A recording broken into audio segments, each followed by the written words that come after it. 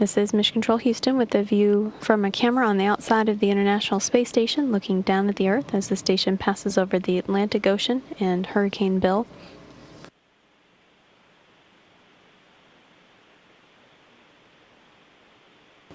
This view being provided at 10:45 a.m. Central Time as the station passes overhead at an altitude of 219 statute miles.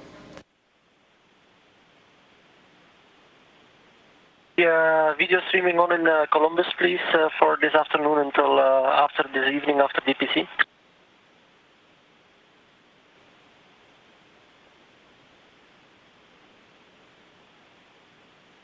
This is Mission Control Houston, continuing to watch various views from the outside of the International Space Station. Video cameras trained on Hurricane Bill as the space station passes over the Atlantic Ocean.